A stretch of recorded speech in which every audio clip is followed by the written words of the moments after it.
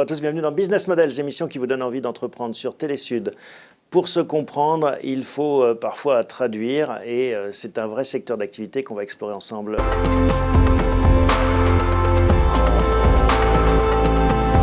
Bonjour Ben. Bonjour Thomas. Mieux traduire pour mieux se comprendre, c'est un peu ça, finalement, en quelques mots, Seek and Check. Tout à fait. C'est surtout en fait faciliter l'accès à la traduction aux individus, notamment les auteurs spécialisés, qui sont normalement obligés de passer par des agences ou des firmes qui sont extrêmement chères. Mais j'avais l'impression que ce marché était de plus en plus occupé par des Google Translate ou d'autres logiciels maintenant de traduction automatique. Ouais, c'est devenu des acteurs intéressants du marché, mais ce n'est pas des concurrents. Ce ne sont pas des concurrents. En fait, ça a créé quelque chose, une espèce d'effet sur le marché, un effet de pression qui oblige les fournisseurs de services de traduction à se spécialiser. Donc en fait, de moins en moins de gens vont se tourner vers des traducteurs professionnels aujourd'hui pour des traductions plutôt générales, pour traduire un email ou un CV, etc. On va se tourner vers ces outils automatiques. Mais par contre, pour la traduction spécialisée, on va encore vers des humains avec une expérience dans son domaine d'expertise. On va revenir sur cette entreprise qui est la vôtre, mais on s'arrête toujours un peu sur l'actualité. Est-ce que dans ce secteur de la traduction, il y a des choses qui bougent ou des informations qui vous semblent pertinentes à partager? Oui, tout à fait. Notamment la pression et la tension qu'il y a entre l'offre et la demande aujourd'hui. Beaucoup de demandes depuis post-Covid, en fait. Le retour des voyages, le retour de pas mal d'activités. En fait, ça a créé une tension sur le recrutement de talents en traduction et en localisation.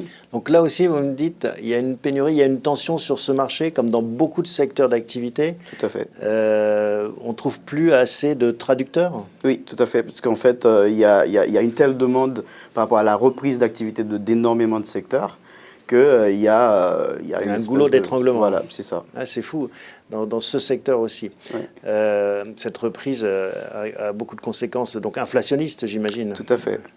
Qu'est-ce que vous observez d'autre dans ce secteur? Beaucoup de fusions et d'acquisitions, énormément de levées de fonds aussi dernièrement, sur les 12-18 derniers mois.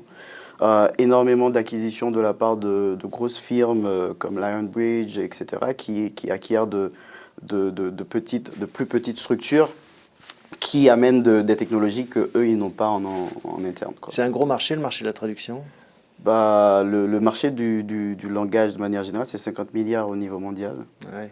Et alors, ceux qui disent qu'on est en train de démondialiser, c'est-à-dire que chacun va rester chez soi, vous ne le voyez pas, ça, dans votre activité. On a besoin de plus en plus de traduire, d'échanger dans le monde entier. Tout à fait. En fait, il y a très peu d'entreprises qui peuvent se dire je vais avoir une présence en ligne et ce sera juste dans une seule langue. C'est compliqué.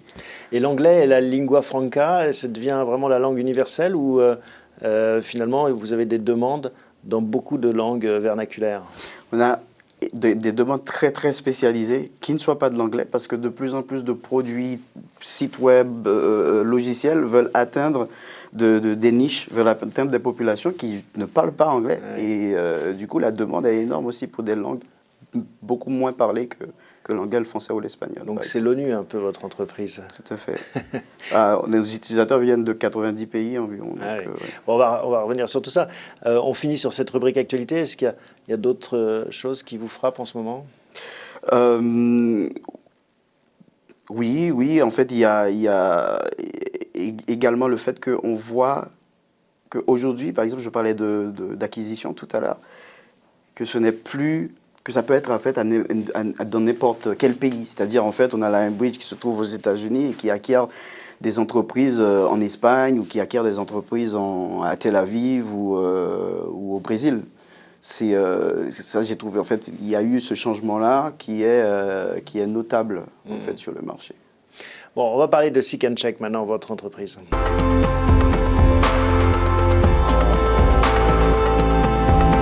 Ben, il faut peut-être préciser que vous êtes chercheur, docteur, vous avez fait une thèse, et c'est assez rare finalement de voir des entrepreneurs qui viennent de ce monde académique et de la recherche et qui sont des docteurs. Parce que, alors je dis pourquoi c'est rare, parce que souvent, quand on est très intellectuel, on vit dans un monde un peu théorique et se coltiner avec la réalité qui est la création d'une entreprise, c'est parfois compliqué. Mais vous avez réussi à le faire. Donc expliquez-nous ce passage. Alors, je pense que ce qui a motivé ce changement, c'est parce que j'ai l'esprit d'entrepreneuriat vraiment chevillé au corps. Si c'est un besoin de construire des choses, un besoin d'adresser certains problèmes. Ce n'est pas ma première entreprise, c'est la troisième.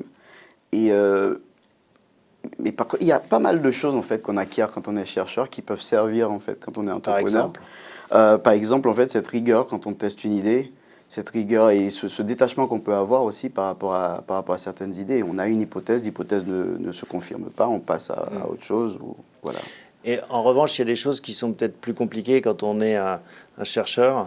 Absolument. En fait, il y a certains automatismes. Quand on est un chercheur, on nous a appris pour une publication, par exemple, à aller jusqu'au bout de l'idée, peaufiner l'idée et qu'elle soit parfaite avant qu'elle soit publiée, parce que c'est sa crédibilité qui est en jeu. Et c'est tout le contraire quand on est entrepreneur.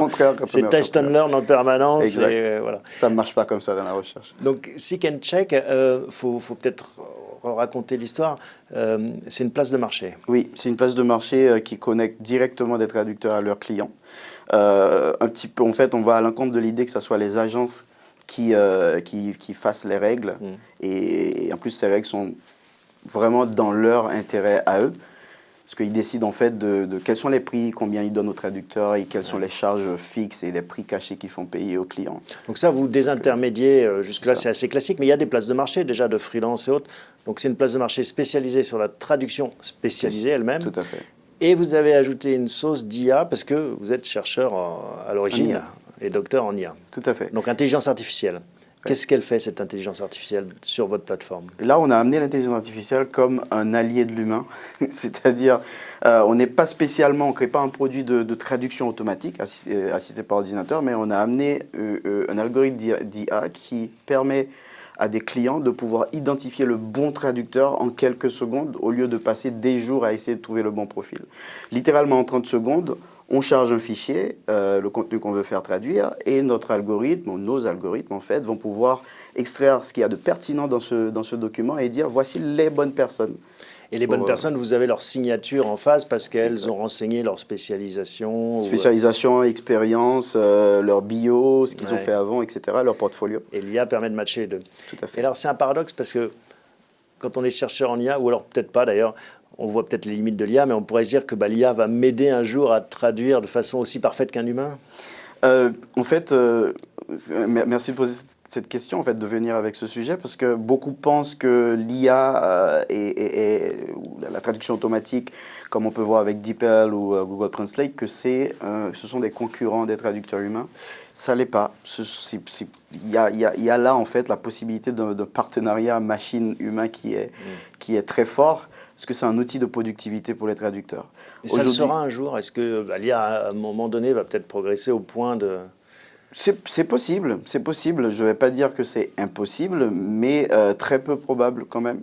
Parce qu'il y a quand même énormément de subtilités qui font que la touche de l'humain reste importante. Donc, on reprend. Vous avez des gens qui ont besoin de traduire dans différentes langues un contenu, que ce soit pour leur site web, pour leur thèse, pour leur entreprise.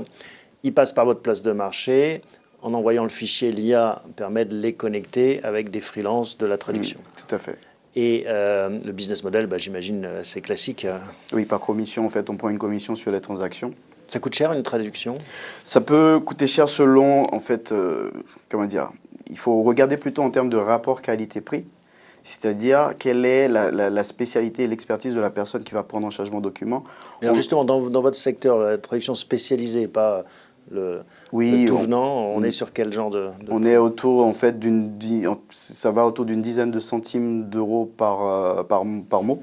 Ah oui, donc c'est quand même, ça peut chiffrer très vite. Alors. Ça peut chiffrer très vite, mais on a également des montants, en fait, si je devais donner l'intervalle large, ça peut aller de 3 centimes par mot pour des gens peu spécialisés, à même des tarifs qui vont jusqu'à 20 centimes, ça dépend de quel type de contenu.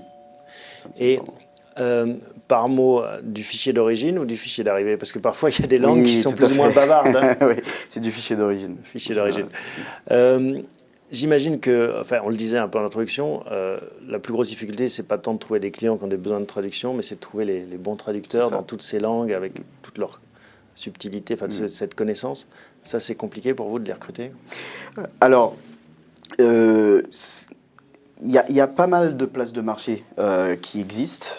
Du coup, ce qui était difficile au début, c'était de montrer à ces traducteurs, aux experts, que notre différence, en fait. Qu'il y a une différence réelle, que ce n'était pas en fait des agences cachées sous forme de places de marché. Oui, vous avez une vraie valeur ajoutée qui est cette IA, justement. Exactement. Et que en fait, on ne met pas l'accent sur les prix. C'est-à-dire que on va pas, vous allez pas être payé moins parce que vous habitez en Cameroun comparé en fait à quelqu'un qui habite aux États-Unis.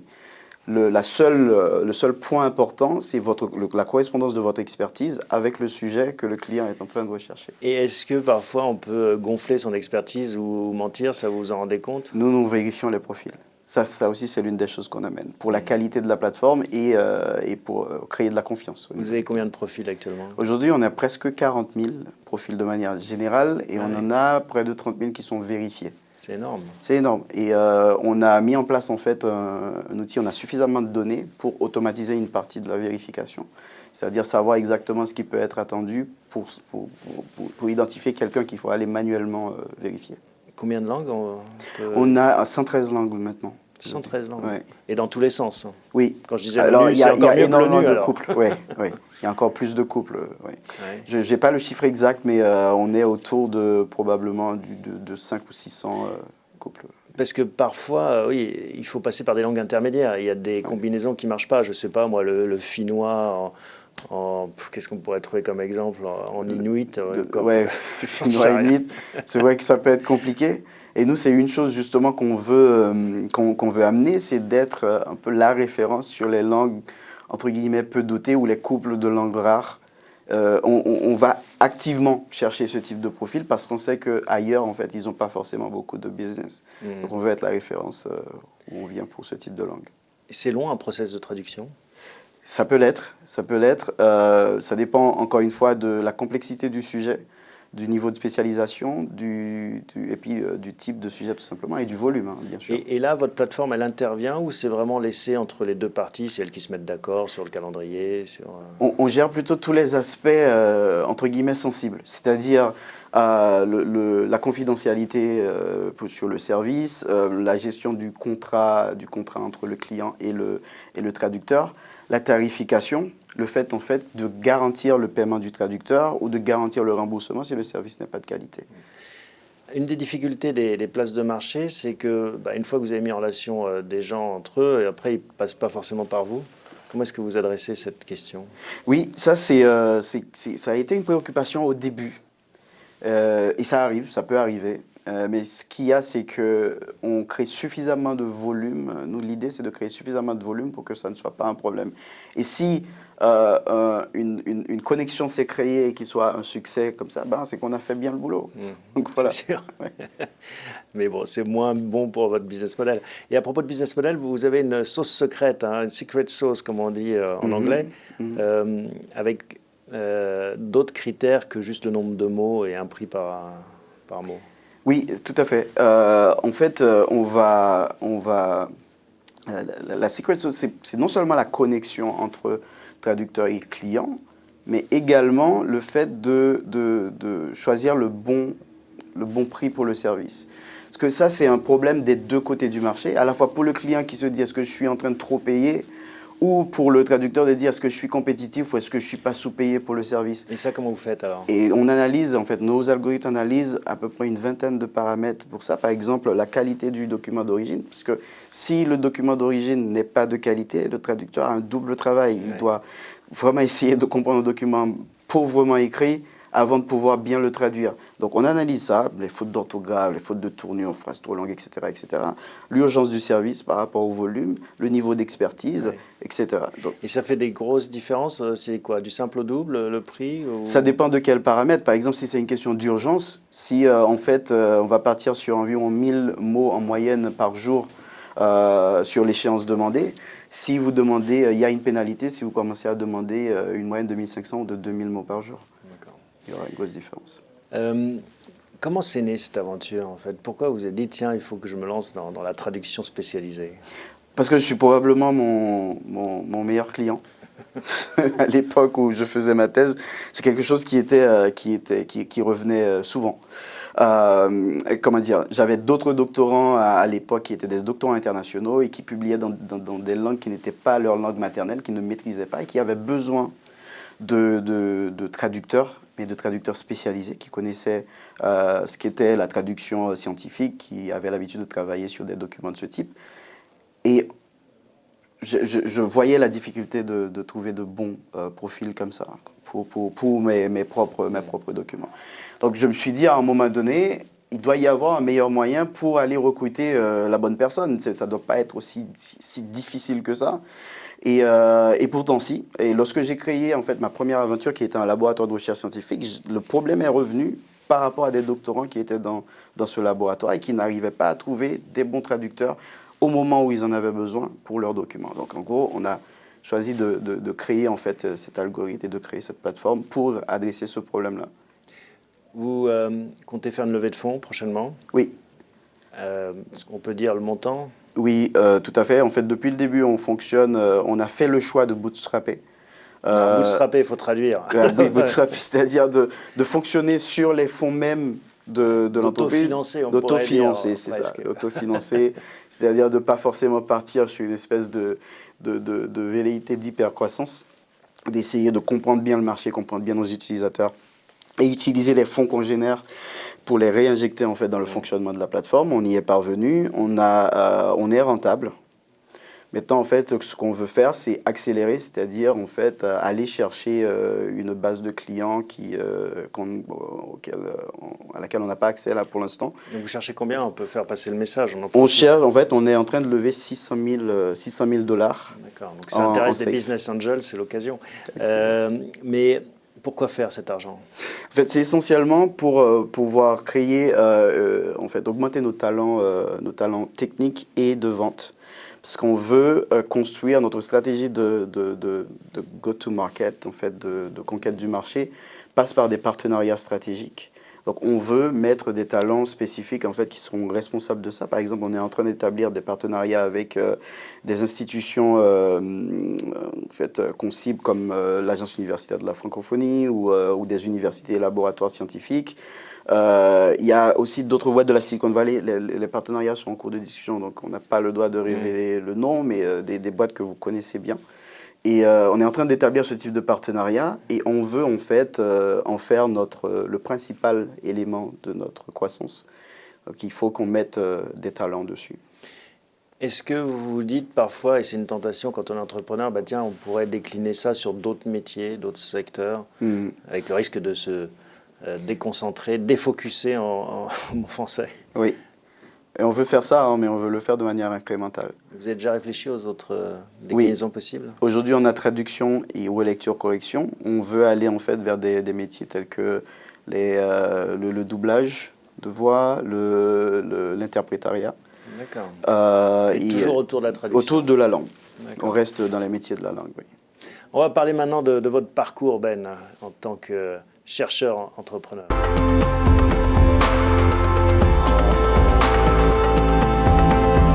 Quand on a investi dans un doctorat en termes de temps et d'énergie, qu'est-ce que ça doit être quand même un arbitrage pas toujours simple de se dire est-ce que je change complètement de vie pour devenir entrepreneur? Oui, tout à fait. En fait, du plus loin que je me souvienne, j'ai toujours été passionné par les deux. Vraiment. C'est-à-dire, en fait, l'idée de se poser des questions qui n'ont pas encore été posées ou en tout cas qui n'ont pas encore reçu toutes les réponses, c'est une passion. Et j'ai pu nourrir cette passion à travers la recherche. Et c'est vrai qu'un entrepreneur est quelqu'un qui cherche aussi, hein, d'une certaine façon, et il cherche des solutions. Trouver des réponses à des problèmes concrets. Et les deux. Donc en gros, j'ai fait l'expérience de la recherche et j'ai trouvé que en fait, je me reconnaissais plus au quotidien dans l'idée de créer des produits qui adressaient des problèmes d'un groupe suffisamment important de personnes. Voilà. Ça a été quoi les difficultés, les joies et les peines de cet apprentissage aussi de l'entrepreneuriat? Alors, c'est sans doute la première difficulté, ça a été de défaire certaines constructions. Bien sûr, c'est toujours, on apprend souvent sur le tas. Hein. Il n'y a pas vraiment d'école qui vous apprend à être entrepreneur. C'est un jeu par la pratique.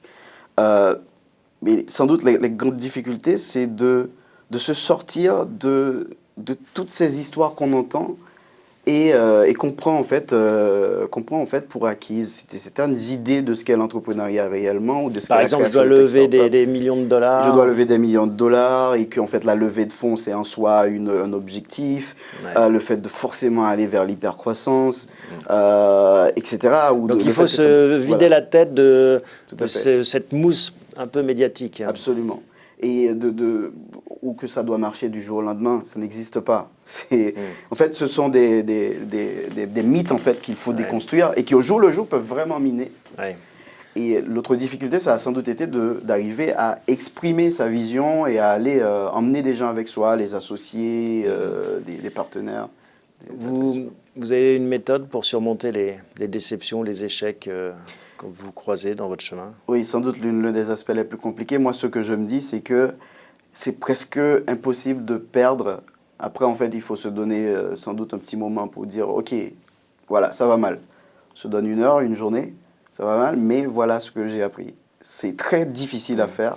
C'est Nelson Mandela, je crois qu'il disait ça, je ne perds jamais parce que soit je gagne, soit j'apprends. Hein, c'est ça. C'est une belle formule, absolument. Une belle philosophie. Donc c'est un peu ça aussi. C'est absolument ça en fait. Si on regarde bien, si on enlève son ego de l'équation, si on arrive à enlever l'ego de l'équation, eh bien c'est exactement ce qui se passe. C'est qu'on a appris quelque chose, on a reçu un non, mais on sait en fait peut-être qui à la prochaine fois va nous dire non et pourquoi éventuellement cette personne va nous dire non. Qu'est-ce qu'il nous reste à parcourir comme chemin pour éventuellement avoir un oui par la suite. On parle de Nelson Mandela. Est-ce que vous, il y a des figures comme ça, des modèles qui vous inspirent dans votre parcours, connus ou pas connus d'ailleurs? Tout seul l'ouverture. Qui porte votre nom, enfin oui, le nom, prénom. Pourquoi Toussaint Louverture? En fait, c'est une figure de la Révolution qui voulait disrupter quelque chose, en fait, qui avait cette vision de quelque chose qui n'existait pas et qui arrive quand même à l'imaginer. C'est-à-dire un peuple noir, libre. Et bien sûr, c'est le héros de l'histoire de mon pays et qui m'inspire énormément. Haïti, hein. Haïti, tout à fait. Et qui m'inspire énormément. Mais également, je suis très nourri par des histoires d'entrepreneurs contemporains, en fait, qui sont éventuellement jeunes, d'ailleurs, certains sans doute plus jeunes que moi. Mais leur histoire m'inspire. Par exemple, les frères Collison qui ont créé Stripe. J'adore la façon qu'ils ont eue de créer un produit qui était relativement basique et d'aller chercher leurs premiers utilisateurs en allant eux-mêmes installer le produit sur leur machine. Et comment en fait ils sont allés à la conquête du marché. Là encore, en défaisant un mythe qui est qu'il faut faire gratuitement, ensuite on cherchera à monétiser. Eux, ils sont partis sur l'idée de faire plus cher que le marché parce qu'ils offraient plus. Et encore une fois, cette volonté d'aller sur le terrain et d'être plus proche du terrain de l'utilisateur. Et de l'utilisateur. C'est quoi vos rêves en fait en tant qu'entrepreneur? Là aujourd'hui, c'est faire de Second Check le LinkedIn du monde du langage, de l'industrie de la langue. LinkedIn de l'industrie de la langue. Oui. Où les gens après échangeront entre traducteurs. Tout à fait. Aussi un réseau social en fait. Voilà, et ce sera l'endroit où on ne vient pas forcément que pour des contrats, mais également pour montrer ce qu'on a fait dans sa carrière de linguiste. Et ça, c'est un sujet intéressant. Est-ce que vous pensez que, justement, ce n'est pas sur LinkedIn que ça se passera? Il y aura des LinkedIn spécialisés?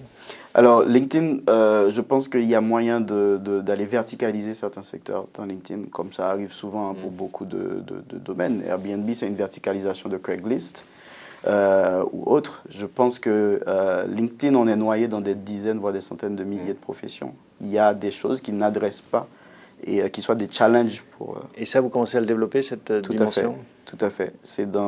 On commence à travailler là-dessus. Bon. Encore du pain sur la planche, hein. C'est ça les entrepreneurs. Ça. Chaque jour amène son lot de... Milestone après milestone. Voilà. Pas après pas. C'est vrai que c'est une belle philosophie et c'est une belle idée à partager avec ceux qui nous regardent et qui pourraient être tentés par l'entrepreneuriat. Pas la peine de rêver trop loin. Au bout de la route, il faut faire le premier pas et puis un pas après l'autre. Exact. En fait, avoir quand même une idée de la grande image, parce que c'est ce qui va inspirer des gens à vous accompagner dans l'aventure. J'ai par exemple des mentors qui sont extraordinaires, des mentors qui travaillent avec Seek and Check au jour le jour, qui sont extraordinaires. Ce sont par exemple des gens qui ont été à Google Maps, ou par exemple la personne qui a créé Google Translate est conseillère est mentor de Seek and Check. Absolument.